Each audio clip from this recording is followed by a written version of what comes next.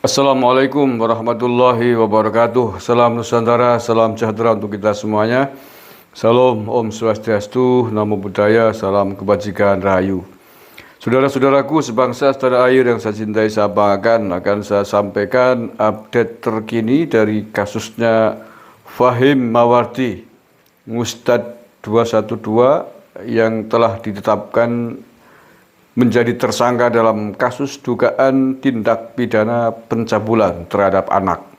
Hari ini Senin tanggal 16 Januari 2023, Fahim Mawardi diperiksa pertama kali dalam statusnya sebagai tersangka.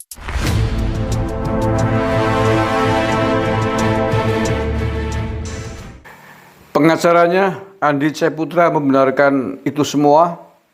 Fahim Mawardi hari tadi, Senin sore, mendatangi Polres Jember untuk menjalani pemeriksaan sebagai tersangka.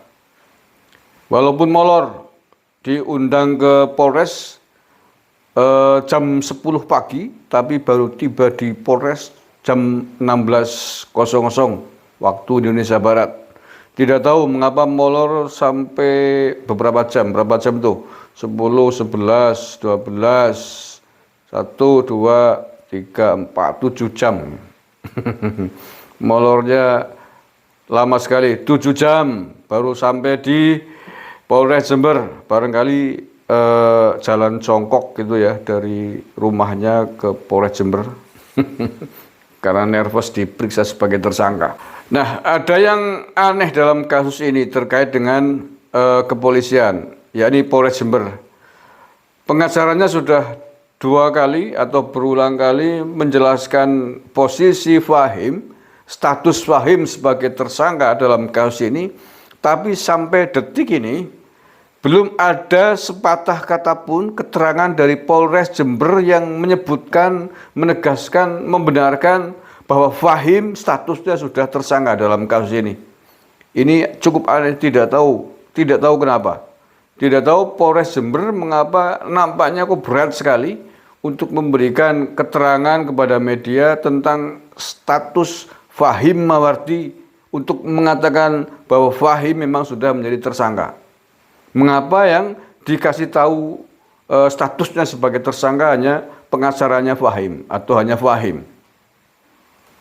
Ada apakah ini? Ini agak aneh ini. Biasanya yang memberikan keterangan resmi terkait status tersangka atau terduga yang pertama kali, seyogyanya semestinya yang punya otoritas pertama adalah kepolisian. Polisi yang memeriksa. Tetapi ini aneh nih, mengapa seolah-olah kasusnya Fahim statusnya seperti ditutup-tutupi begitu. Masa iya pengacara Fahim ini mau membohongi publik, mau berbohong kepada media tentang statusnya, bahwa dia belum tersangka kemudian disebutkan, dijelaskan sebagai tersangka? Kan saya kira tidak mungkin. Pengacara kan juga profesi resmi yang harus bertanggung jawab secara hukum.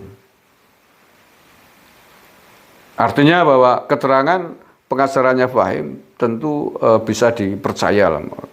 Kalau sampai pengacara bohong, ya pengacara kurang ajar namanya.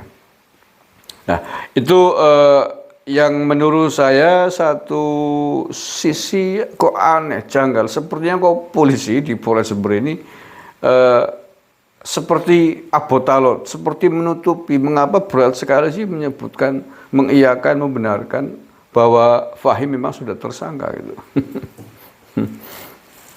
Kalau alam bisawab, nggak tahu ada apa. Mungkin masih ragu-ragu atau gimana gitu ya. Kalau ragu-ragu ya jangan diperiksa sebagai tersangka. Ini untuk lebih jelasnya saya baca nih berita yang paling baru terkait dengan pemeriksaan Fahim sebagai tersangka. Ini ditulis oleh Detikcom hari ini Senin 16 Januari jam 17.54 tadi sore menjelang malam ya. Pengurus Ponpes Al Jalil 2 Jember Kiai Muhammad Fahim Mawardi, Fahim Mawardi lah, bukan Kiai, motor-motor Kiai aja. Fahim Mawardi kembali menjalani pemeriksaan polisi terkait dugaan pencabulan terhadap santriwati. Pria itu menjalani pemeriksaan dengan status sebagai tersangka. Ya, ini Detik juga ngomong begitu atas dasar keterangan dari pengacaranya. Benar, hari ini klien kami memenuhi pemanggilan dari rekan-rekan penyidik. Pemanggilan dan pemeriksaan pertama sebagai tersangka, kata salah satu anggota tim penasihat hukum Fahim, Andi Seputra, dikonfirmasi di Mapolres Jember hari Senin 16 Januari. Pemanggilan terhadap Fahim tertuang dalam surat panggilan nomor SPG /16 /1 /res titik 1.24 /2023 Reskrim tertanggal 13 Januari 2023. Dalam surat itu disebutkan Fahim diperiksa dengan statusnya sebagai tersangka. Jelas ya? Ya, jelas nih di surat pemanggilannya sebagai tersangka. Tapi kenapa sampai hari ini Polres Jember belum mau menyebutkan status tersebut secara belak-belakan kepada media? Dari surat panggilan polisi yakni rekan-rekan penyidik itu kita datang ke Mapolres Jember, kata Andi. Merujuk panggilan tersebut, Fahim seharusnya diperiksa pada pukul 10 waktu Indonesia Barat, namun yang bersangkutan baru tiba di Polres Jember sekitar pukul 16.00 WIB. Belum ada keterangan kenapa Fahim datang terlambat sehingga pemeriksaannya molor dari jadwal. Pantauan di lokasi, Fahim tiba dengan mengendarai satu mobil. Dia memakai kopiah, baju gamis warna putih dan bersarung. Fahim keluar dari mobil dan diikuti jumlah santri, terus bla bla bla bla bla bla.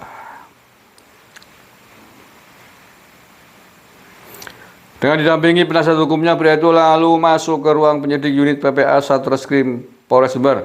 Hingga pukul 16.45 WIB, pemeriksaan terhadap Fahim masih berlangsung.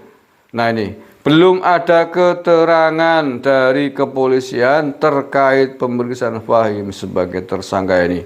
Kanit PPA Satreskrim Polres Jember, Ibtu Diah Vitasari enggan menjawab pertanyaan wartawan. Agak meragukan ini. Sepertinya ada yang belum mantap atas kasus ini terkait Fahim ini.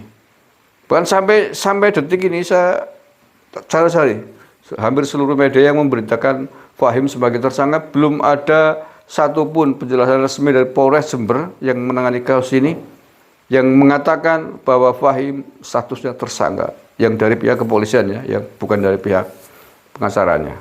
Nggak tahu kenapa. Oke, terima kasih. Wallahul muwaffiq ila aqwamit thoriq. Assalamualaikum warahmatullahi wabarakatuh. NKRI harga mati.